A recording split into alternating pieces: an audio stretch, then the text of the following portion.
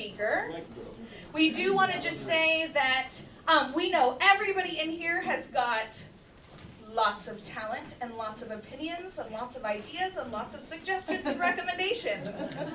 And we love you for that. And we invite you to share those via Twitter using the hashtag, not during the speaker Q&A time.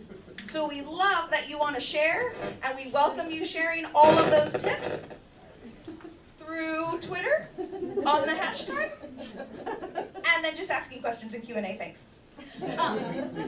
With that said, our next speaker is Chris Lema. If you have been in the WordPress community at all, I'm sure you already know who he is. Known for his generosity and his willingness to give and support others, and his blogging every day, for the most part. He does coaching, teaching, speaking, blogging, writing, products, Cabo Press. If you like to mastermind about business in Mexico, maybe you should follow him. Right? Amazing, amazing speaker. Tons of knowledge. Lower than par. This is his first talk. Lower than And a good friend, Chris Lema.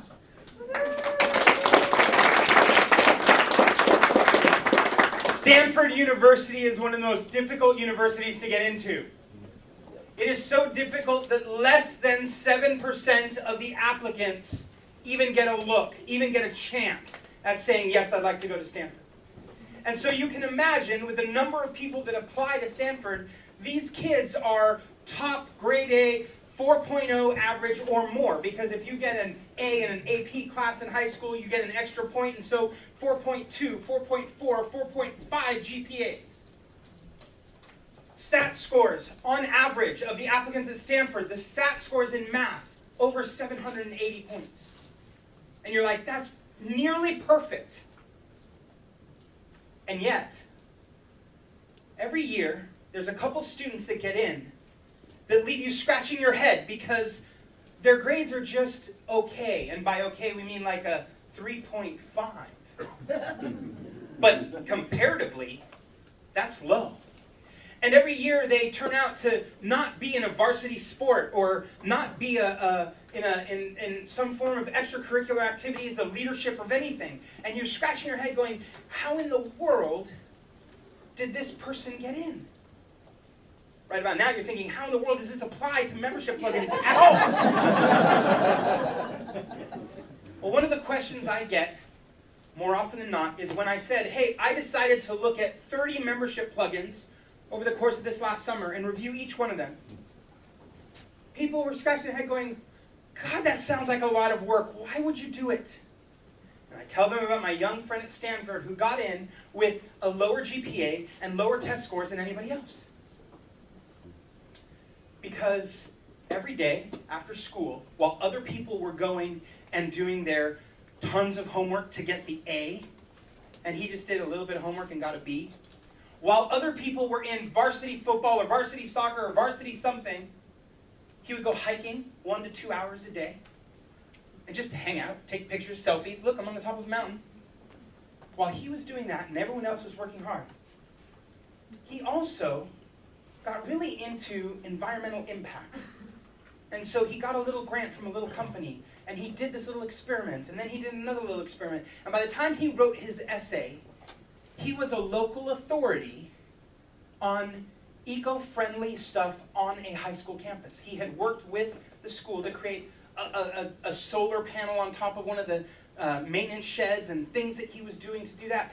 And the story was so compelling that Stanford said, well, you know what, we get tons of people with perfect scores and perfect GPAs and perfect everything. This person's interesting. And so they let him in. I am not nearly as smart as most of you. I won't match your GPAs and your high scores in all the things you do. So I decided alternatively to create just a little area where I have some specialty. Just a little space where while you were working long and hard and I was hanging out in Cabo, I thought, why don't I just focus in one little area and see how much I can mine from that little space. What I tell people who write content, and I write content a lot, I tell people, don't try and write for everyone, write for very specific people, and we'll talk about that in a second. Write for very specific people where you have some level of authority, but you only get authority if you do the homework. And so this summer I decided, even though I knew a bunch about membership sites, and I'd worked with a bunch of companies to build out membership solutions, I thought, but I can't tell you the state of what it is like today in the WordPress ecosystem because there are so many. It turns out I reviewed 30. There were closer to 42, 43 membership solutions. I cut off at some point because I thought I'll just write one a day for 30 days. It turned out it took me like 2.5 months to finish because somewhere you get to the point where you're like, I think I've written everything I could write about membership plugins.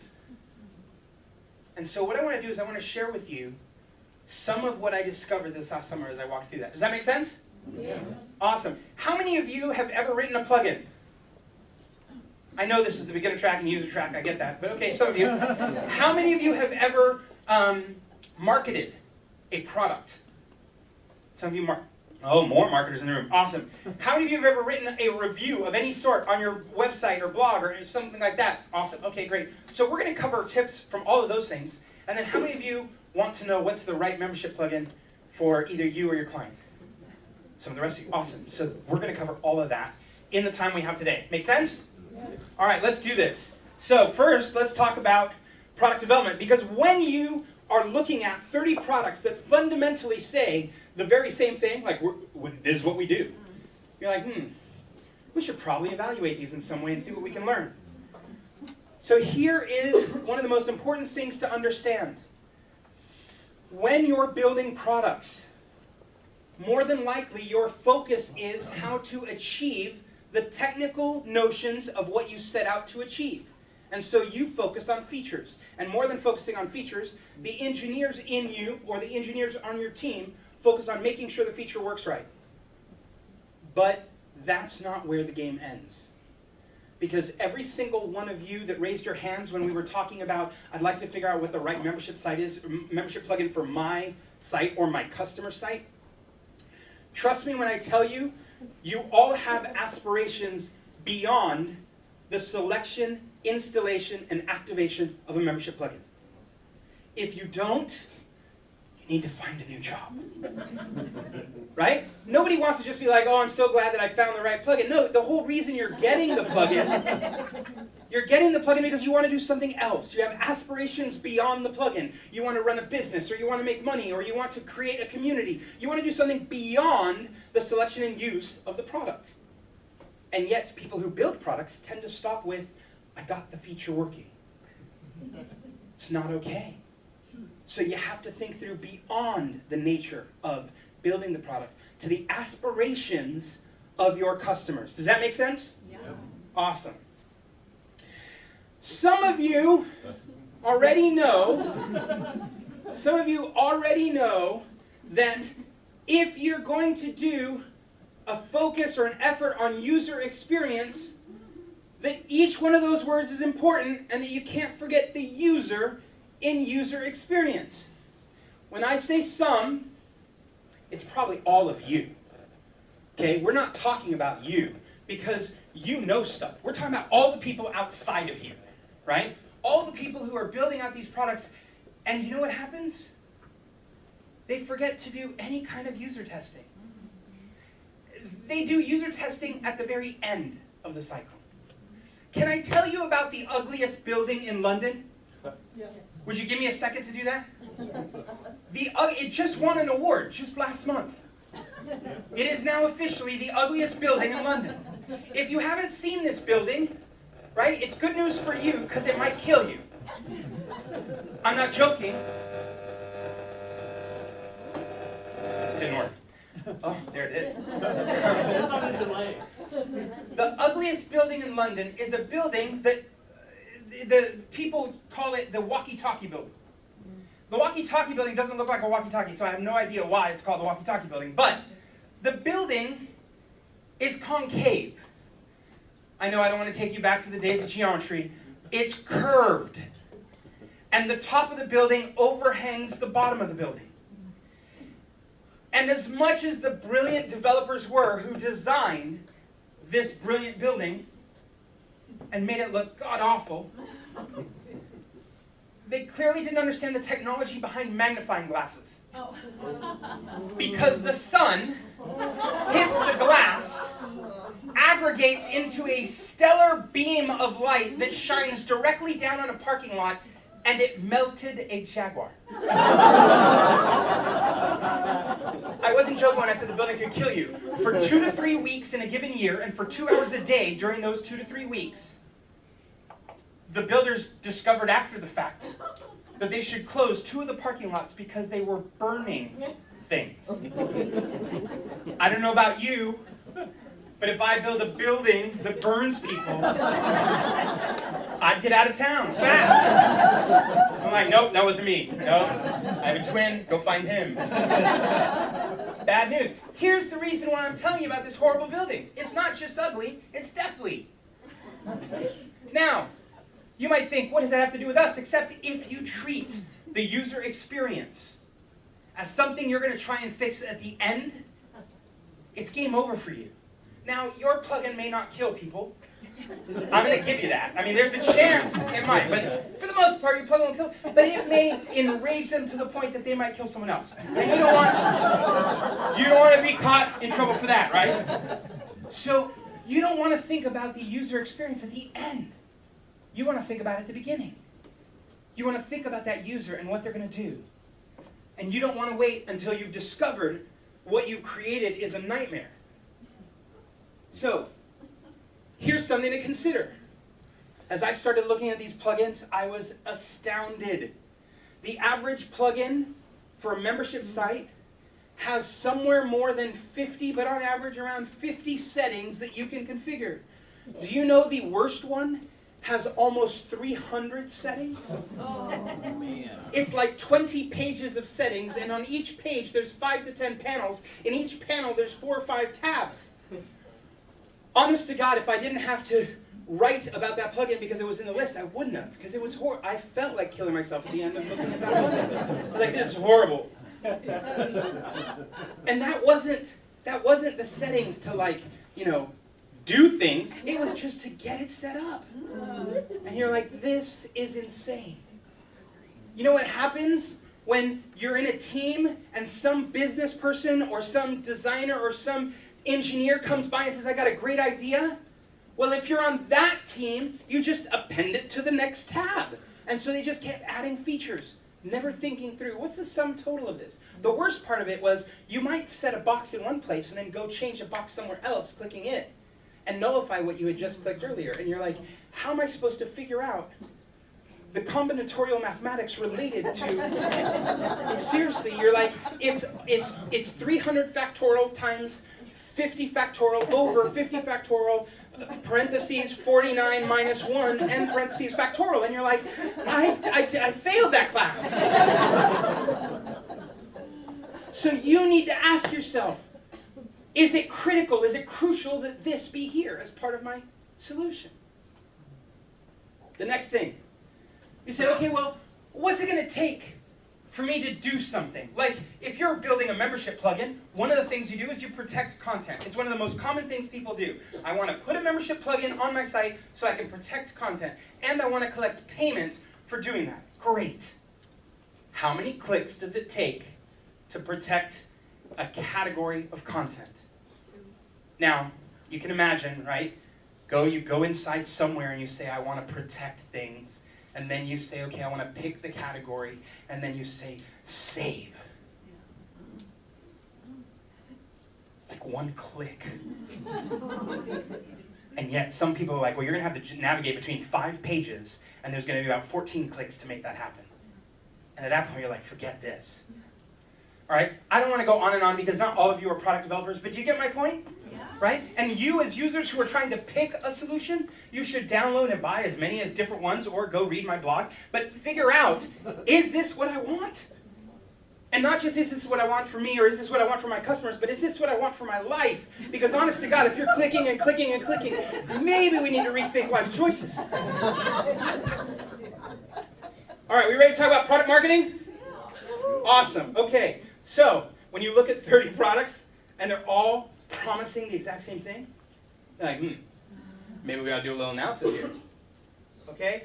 This is my audience funnel. If you've ever heard me talk about segmentation, you ever heard me talk about content marketing or writing content, then you know that I have a strategy for how I navigate the kind of content I write. I have a strategy for how I make sure that I'm moving people along a funnel. Now, some of you are writing furiously. I should let you know at slideshare.net. These slides are already there. And if you look at the WC Sac hashtag, I already posted the link. So you don't have to write everything, I promise. But I have a funnel because I want to move people from one place to another. You heard earlier Greg talk about when we write content, we should be helpful. He's absolutely correct. You must be helpful. But you also have to think through, helpful to what end? Because we don't want them to all stay in the exact same place. Right? I have a 10-year-old and an 8-year-old. The debate that I have in my house with my wife is that I have to keep reminding my wife that they are 10 and 8. Because she treats them like they're 6 and 4. And so she says, what do you want for dinner? And the 10-year-old says one thing, and the 8-year-old says another thing. I don't like to be called a child in my family, but I am known to also introduce a new opinion. And my wife will start trying to figure out how to serve all 3 of us. 3 different meals. And you're like, no, stop. They're old enough that at this point, we make one thing for dinner, preferably the thing I picked. One thing for dinner, and then, if they don't like it, they can make themselves whatever food they want. Right? Based on what they can reach and what we have available to them. And that's it. Right? We want to move people through a funnel because at 6-year-olds, you're expected to do one thing. At 8 or 10, you're expected to do another. Now, we're adults. We're expected to do some other things. And when you write content, when you produce content, when you create products, you want to move people through a progression so you don't keep treating them like they're at the very beginning of a journey. Most of us don't stand around the start line all the time. We move through the journey. And so to that end, right, there's passerbys. There's people who, they went to Google and they clicked on something and they suddenly got to your post and they read a little something about it. And then they left. They had no interaction beyond that. Approximately half of the traffic that I get, I have probably 150,000 or so people that come by in a given month, and those people, half of them, just, they clicked on something, they saw it, and they left, and that's it. Right? The other half may come back a second time or a third time or browse through other articles. Many of these people are passerbys, and all I want to do is make sure, in that one instance that you arrived and you got something, did you get what I promised you would get? And if so, I've just built a tiny touch point of trust, and that's okay. We don't need to go further. But if I want you to engage, I want to transform you into a participant. Right? Participant is someone who's going to comment. Participant is someone who's going to send me a contact form. Some of you have written on my contact form. Some of you have written comments. I love that. I don't always respond to all of them because you'd be surprised at how many I get in my inbox. But I love them, and I track them. And eventually, some people decide to buy something, whether it's clicking an affiliate link or buying an ebook or calling me on Clarity. They become a patron. And then they shift when suddenly they start asking me for things. Can you write a review on this? Can you answer this core question? Can you help me with this? Can you connect me to this developer who built this so that we can potentially do that? They start pursuing me. And eventually, when I've given them enough, they're out promoting me. They're out talking to others. Oh, you need business advice? You need to go talk to Chris Lema. And that's great because I don't have a high cost of sale. I don't have to go and convince someone that I'm worth the expense that I'm worth. If they talk to someone else and they said, no, he helped me and this is what he did for our business, and so you should go get his help, it's a lot easier for me. So there's a progression here. And if you are promoting a product, you want to make sure yours doesn't have to match mine. It could be anything you want, but you better have a clear sense of what is the buyer's journey and how do you leverage different kinds of content and different experiences for them as they're on that journey. Does that make sense? Yeah? Which raises the first big question. Who are you selling to? Do you know that the common answer of my observations on 30 membership plugins is that they think they're selling to another web developer? Nope. Another web developer. Like, what's the point of that? How many of you are web developers in the room? Okay, so You likely, when you get to a website and you're like, ooh, it supports custom post types. Awesome. How many of you are not developers in the room? Okay, so I don't want to talk about custom post types for a second. Let's talk about something more important. Imagine you're going to buy a car. This summer I went looking for a convertible. I live in San Diego, so I can get away with that because I use it all the time. I love it. I don't want to bore you with how awesome my convertible is. But I will tell you that I went looking at a lot of different convertibles, right? Do you know what I never asked? I never asked where the parts were molded. I didn't ask where it was assembled. Do you know why? It was on the sticker? I don't care. I don't. At one point, my wife got in our convertible that we were going to test drive, and the sales guy was talking all about how awesome the front seats were, and there's a little extra shield on this Mercedes that pushes the air over the front passengers, and it just pushes the air back into the back seat. And so my wife, because she is who she is, says, what about the kids? And the Mercedes guy, without missing a beat, goes, we don't really care about the kids. And he had me at that moment. I'm like, yes! I too don't care about the kids, and they're sitting in the back seat of my Mercedes with a convertible top down. No, I don't care. It's windy back here.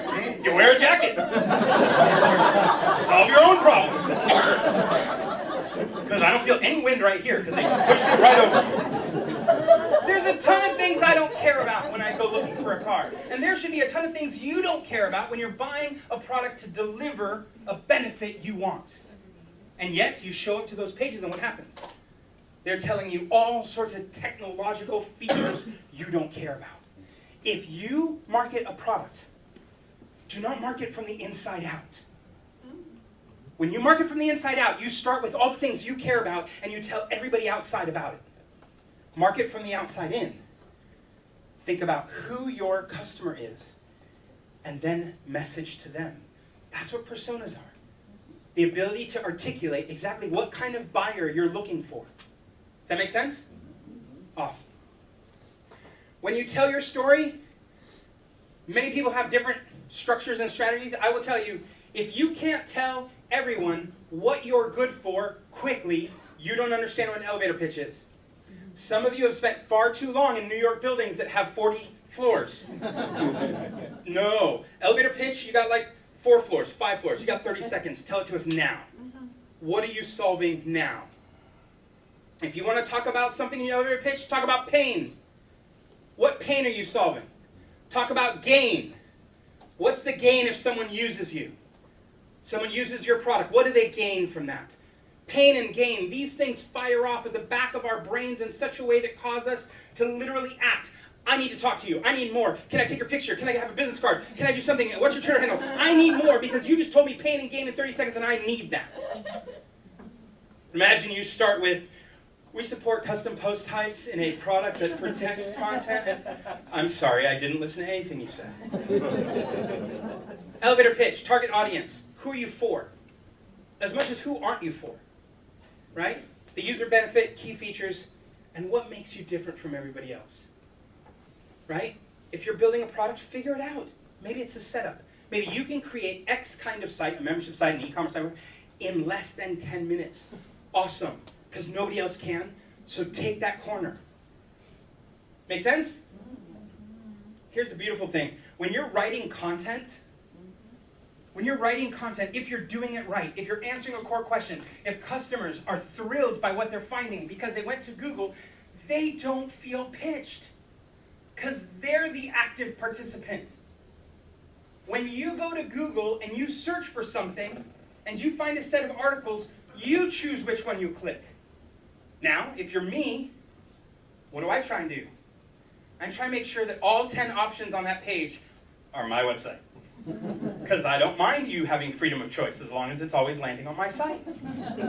But that means I have to narrow my focus and I have to answer different questions and I have to shape the content to focus on answering those questions because nobody has ever gone on Google and typed angry rant about membership plugins. Nobody wants that. Okay, except Jennifer Bourne. But nobody else wants a rant. What they want is help, information, guidance. And so, what's the best membership plugin?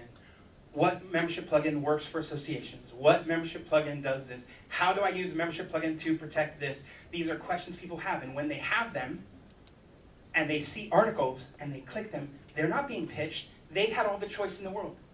They did the first search, they saw the options, they clicked the link and went to it. They decided if they stayed to read. They are the ones in charge of their own fate.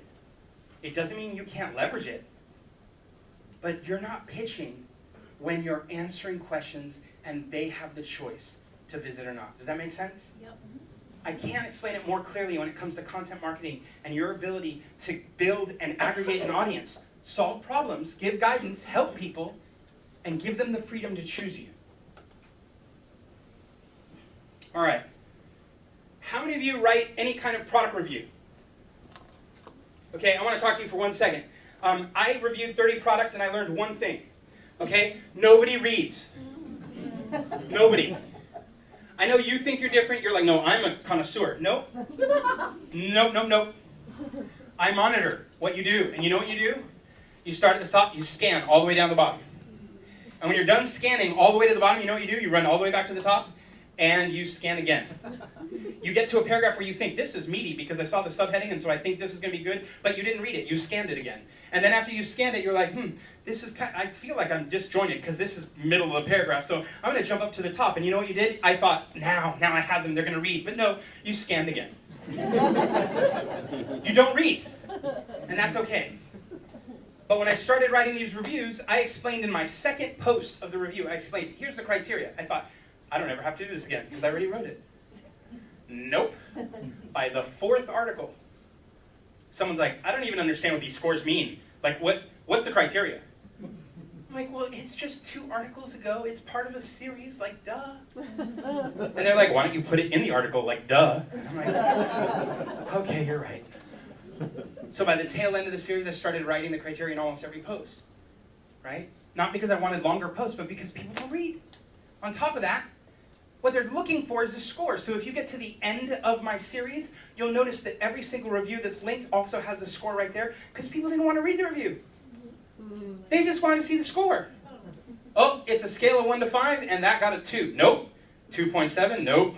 3.2, maybe. Oh, there's a 4. Okay, skip that other one.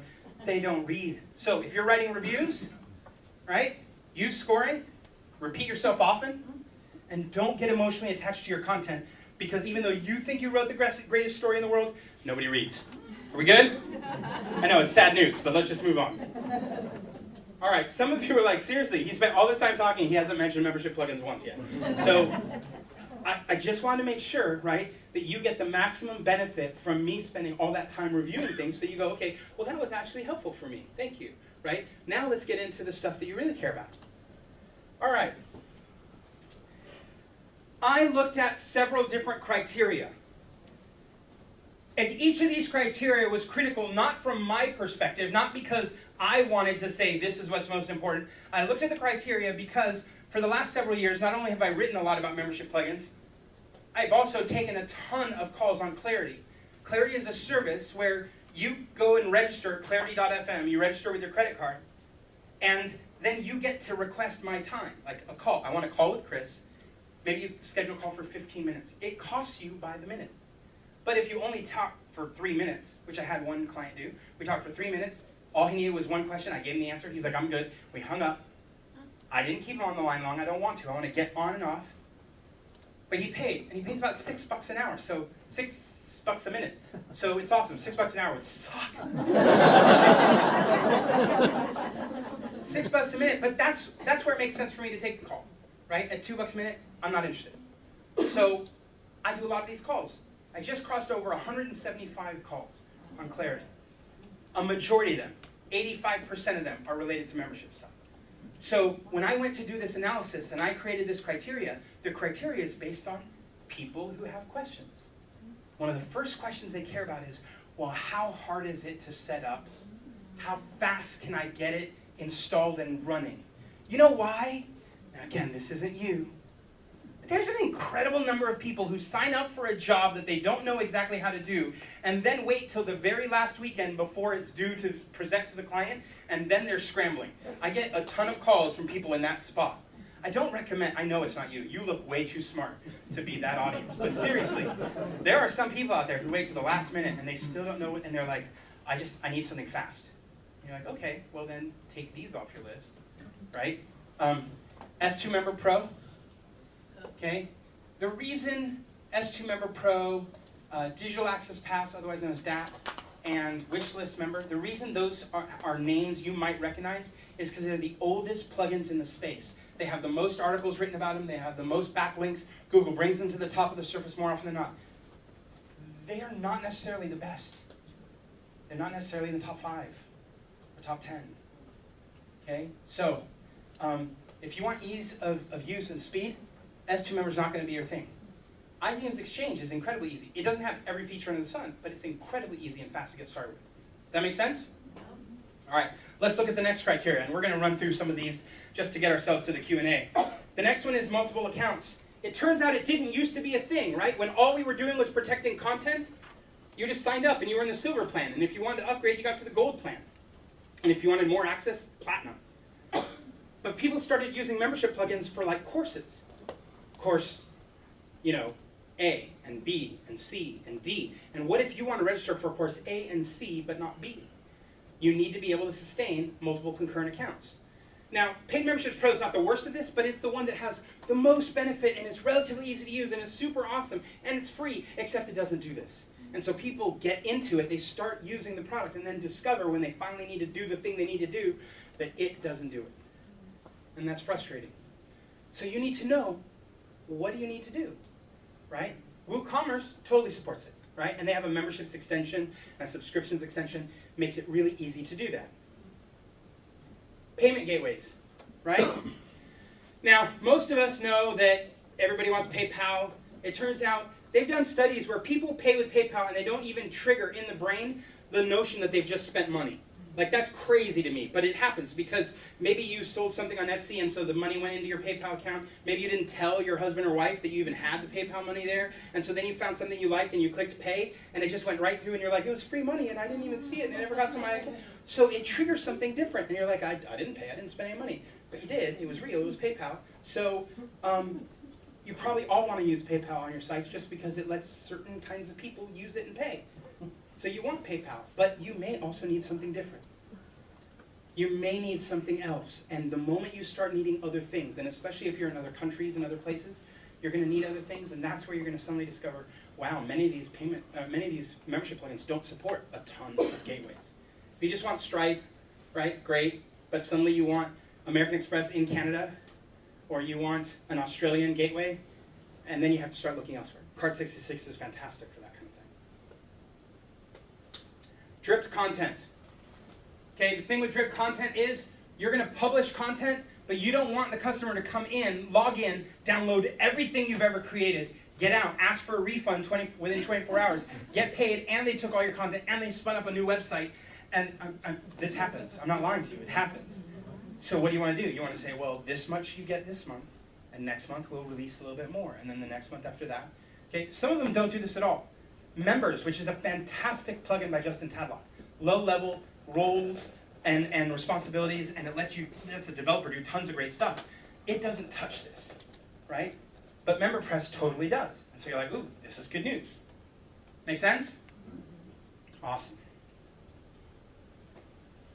E-commerce. You start thinking, no, I just want a site. I just want a site that's going to do a course, or I just want a site that's going to do membership. And then suddenly you start blowing up. You're getting so popular, you're like, I need to sell t-shirts. And then it turns out your developer tells you, well, then we're going to have to rebuild this entire site because none of this was set up for selling t-shirts. You're like, but it can't be that hard, right? So what do? They're like, well, we can put a PayPal button anywhere you want on your page. And you're like, no, that's nasty. I want a serious experience for the user who can look back in their My Account section and see the courses they bought, the ebooks they bought, and the t-shirts they bought. I want one unified experience. And you're like, yeah, no, we're going to have to redo your whole site. Okay? Zippy Courses is like this, right? Zippy Course is fantastic for online education. But it just stops and draws a hard line at this is what we do. And so then once you start into other digital content, or especially when you go to physical content, not going to help. So look at WooCommerce. Pro rating. This gets a little more complicated, but you get to the point where someone's in a subscription and middle of the month they want to upgrade or they want to downgrade, and you want to take that portion of money they didn't use, which means you have to do some fancy math, because you got to take the monthly amount, divvy it up by the number of days in that month, take the amount they've already used, take the remaining portion, take that portion, apply it to the new amount, give it the prorated amount for that rest of that month in the new amount, and then say, here's what you either get back or you get to use. That's a lot of math. And when I first wrote about this to the membership plugin people in the community about 1.5 years, almost 2 years ago, pretty much every one of them came back and wrote in my website, and you can see it because I left it there as proof. They all wrote and said, that's too complicated, nobody wants that. And I was like, haha, this is where the comments get really fun, because everybody started writing, yes we do, yes we do, yes we do. Yes. Every time I got a phone call on Clarity, I'd be like, well, most of the players just don't think you need it, but you can go to this URL and comment about it. And they're like, right. So eventually, they started doing it. And you're like, this is great, because it turns out none of us want to waste money, right? So if we're the customer in this and we want to upgrade, we want to make sure our fees are applied, right? So most of them don't do it, but MemberPress, iThemes Exchange, and WooCommerce all do, particularly WooCommerce with the subscriptions extension, which is awesome. Same thing happens with upgrades and downgrades. How many of you have ever tried to cancel your cable bill? The rest of you are liars. I totally know that at some point you tried to cancel, or maybe your internet provider, and what happened was you call and you're like, I would like to cancel my my cable bill, and they're like, okay, well, we're going to put you on hold for about 45 minutes, and then when we're done, we're going to talk to you. But here's the thing, you've been paying $100 for HBO, and we want to suggest that we can downgrade you to an offer that is exclusive to you. No one else has seen this before, but we can do it for $30, right? That's a downgrade offer because they want to sell you something. And you say, no, I don't need that. Well, we have a $9 plan that might be very interesting to you. And you're like, what's going on here, right? But you may want the same thing in your membership sites. Not cheesy, but the ability to upgrade and downgrade and create those offers, right? Some of them do it, most don't. MemberPress, iThemes Exchange, WooCommerce. You'll see those are the top 3 in pretty much every category, because I've worked with all 3 of them, and they're awesome. And they know, okay, this is what we have to do to make this work. All right, so choosing the right one as we wrap up, right? You have to know what you or your customer wants. Woo! Exclamation mark. You need to know in the short term, you need to know in the long term. You need to know where they're going, not just where they're at today. Okay? You need to know which features they're willing to capitulate on. Like, I like this, but it's not necessary. Or which ones they're going to pay later for in terms of customization. Because sometimes they're going to say, no, I really need this, and you go, okay, but that's going to be customization. It's going to cost you far more than what the plugin or the extension costs, and we're going to have to put that into a budget. And some people say, okay, I'll do it. And others are like, no, this is really important, it has to do that. And what happens is, if you find a feature that is a must-have, it may drive the selection of the plugin, and then that's going to affect everything else you're doing. And then know which products are best for customers and which are best for developers. I mentioned Justin Tadlock's plugin. It's awesome. It's really fantastic for a developer who can then make it do just about anything. Pippin has a product called Restrict Content Pro. Tons of hooks. Lets you as a developer get in there. MemberPress, same thing. Developers can get in there. Some of the other products, not so much. Right? And you need to be listening and learning for what are the unique things, right? This has to work with BuddyPress, or this has to work with QuickBooks, or they have to, like, whether it's a gateway or it's a feature or it's something, you have to know what are the unique constraints that really drive how you're going to make that selection for them. And of course, I answer questions all the time at Clarity. It is for a fee. On average, those calls last between 12 and 15 minutes, so it's not a lot of money, but it is some. But more often than not, what I tell people is, and what they tell me in the reviews is, wow, you saved me way more just by doing the call. So there is a resource that's available to you. And with that, I'll let you know. My name is Chris Lema. I am the Chief Technology Officer at a company called CrowdFavorite. I blog over at chrislema.com, and you can find me on Twitter at @ChrisLema. Thank you very much.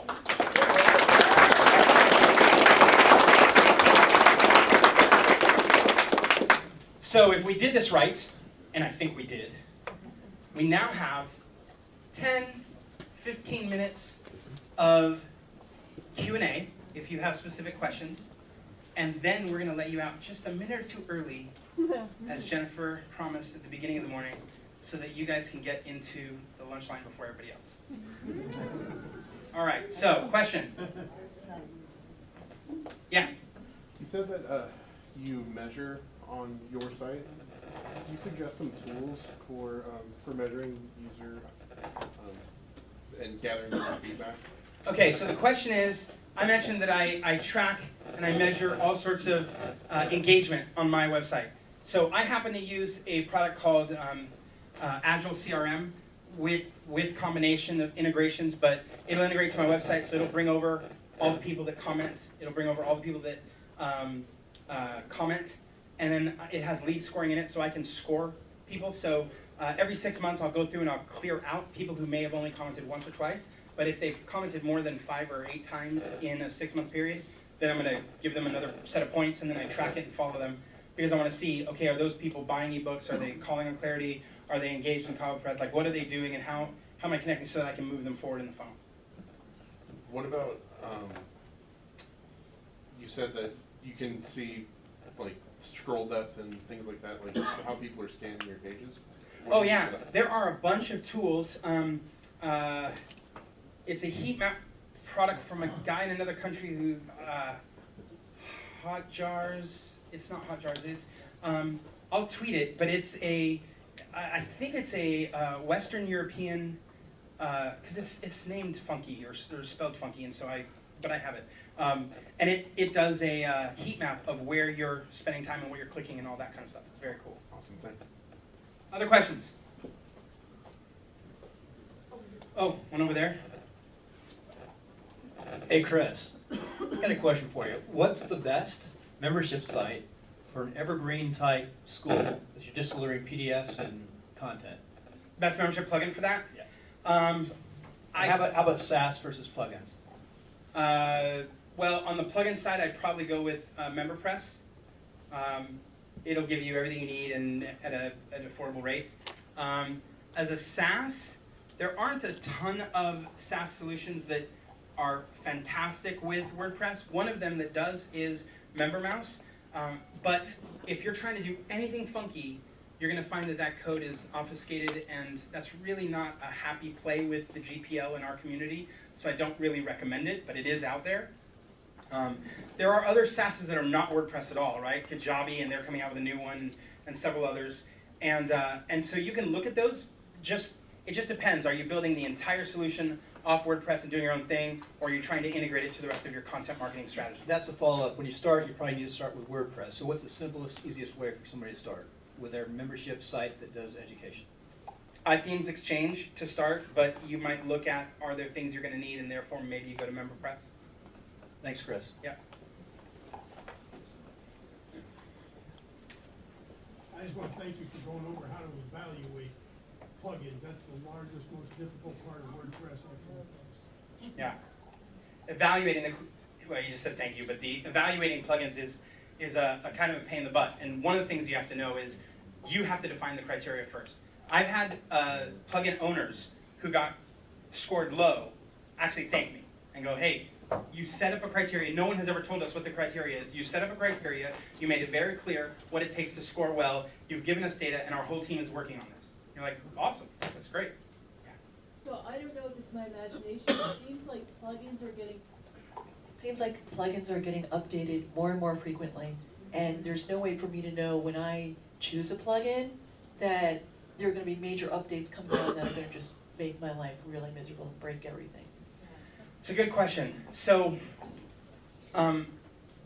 here's the thing, right? We'll go back to buying cars.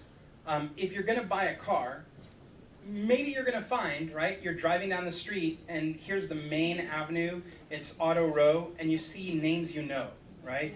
Mercedes, Honda, Audi, whatever. And you're like, great. But there's also this little lot on the left that has a bunch of cars. You don't even know what they are. You've never seen the sign before. It looks like they just rented it 2 days ago, and it says, exotic cars here, right? And then right below in smaller text it says, no credit necessary. And you're like, I don't know if I want to buy those. The problem we have is not your problem. The problem we have is that there's not a clear sense of a marketplace you can trust or a set of brand equity that you can trust. And unfortunately, the only way that works is over time. And WordPress as a whole is still relatively inexperienced when it comes to developing brand equity. The most leverage a company could have in terms of brand equity in the ecosystem that's commercially viable is maybe 7 years. Maybe more of them are closer to 4 years. And so it's very difficult to know, and even with new guys that are just popping up on the scene, like, do I trust you? How do I know that? So my recommendations are twofold. First, how long have they been around? Second, what are they, maybe it's threefold. Second, what have they, what's their pattern? What's their history of updating this stuff, and what's their articulated roadmap or plan or whatever? The third is find someone who's been in the space longer than you and get advice, because that's the benefit of this community. There's tons of people that are further along the path than you, and they can say, oh yeah, check out this one. I think we have 5 minutes, yeah. Is there a place where you can check if, how many updates a year they have been averaging? There's not a place that specifically, the question is there a place you can go and look and see what the update history is of a plugin? And it's hard exactly to know, because there's not a place that does that. For .org repository plugins, for the free plugins that are at wordpress.org, the way you can kind of cheat that, first you can definitely look at the last time it was updated. If the last time it was updated is recent, that's better than it was updated 2 years ago, right? But you can also look at the download counts. What's interesting, it's not for everyone, but what's interesting is if you see consistent spikes, often what it can mean is that was a release, and then a whole bunch of people went and downloaded it, and then that was a release, and a whole bunch of people downloaded it. Now, some of these have shifted to automatic updates, and so then that doesn't show up in the same way. So there's no perfect way, but that would be one way to look at things. And can you get right on that? And publish an infographic for us? Oh, can I get right on that? Yeah, thank you. The change log. Yeah, you can go into each product's changelog and look there. Yeah. All right, thank you guys very much. Go get lunch.